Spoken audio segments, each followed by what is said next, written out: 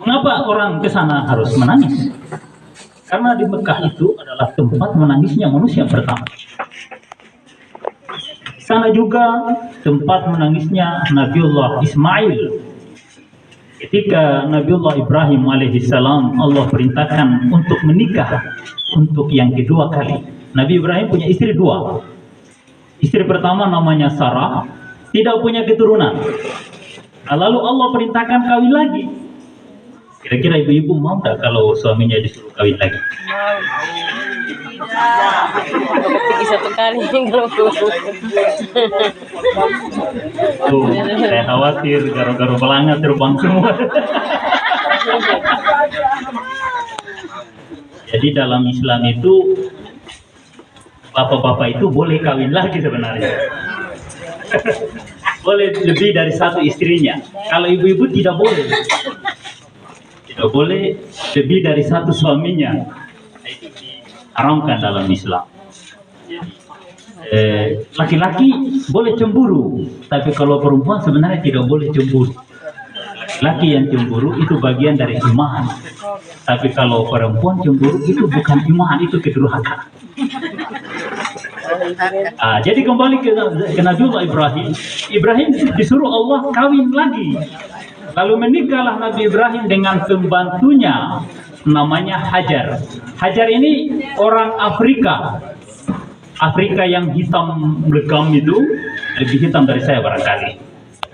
Ya. Kalau pernah lihat orang Irian? Begitu kira-kira. Jadi kalau ada bapak-bapak disuruh kawin lagi, kawin dengan orang Irian. Jangan kawin dengan model-model artis, itu salah itu. Ini perintah Allah kawin lagi, tapi istri kedua itu sama dengan orang Irian. Makanya orang Afrika itu di tanah Arab itu di Mekah, mereka bikin diri seperti orang besar. Kalau tawaf kadang dia singkirkan orang, dia bilang ini sampai kampung, sampai nenek petamba ini.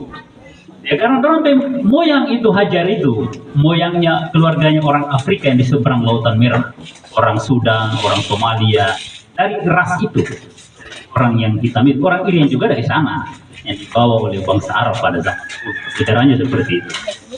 Jadi Hajar itu adalah orang berkulit hitam.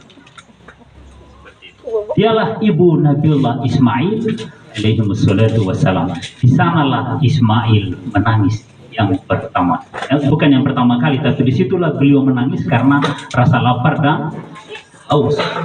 Jadi ketika Nabi Ibrahim diperintahkan Allah untuk membawa anak-anaknya ke sebuah lembah Baka itu, sebuah lembah yang tak satupun pohon yang hidup di sana, yang Allah abadikan dalam surat Ibrahim, Rabbi anni askantu min zurriyyati biwadin ghairi zi zar'in 'inda baitikal muharram.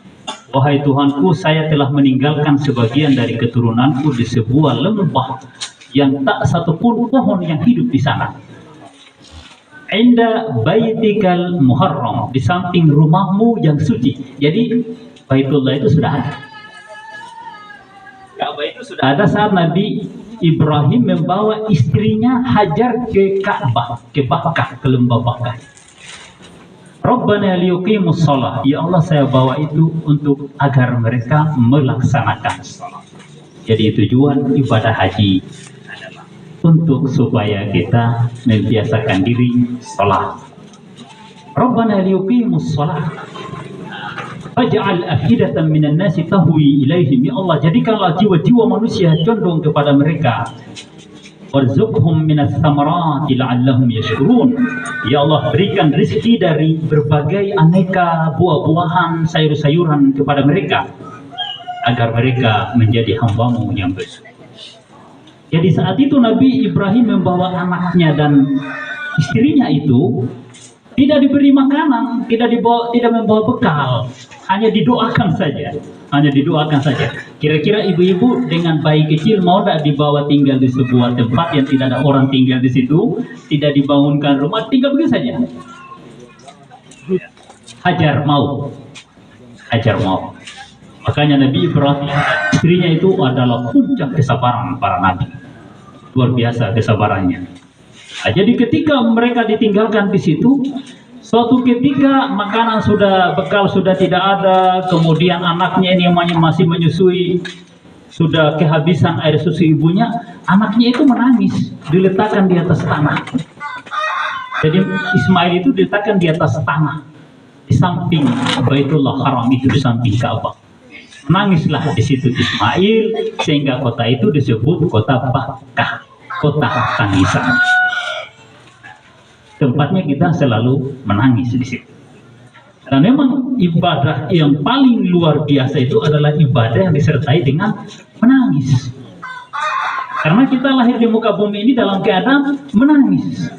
Hidup ini harus selalu menangis, memikirkan kondisi kita, apakah kita hidup ini bisa selamat atau tidak. Situlah para nabi juga semua menangis. Para nabi semua pernah diperintahkan tawaf di Ka'bah itu.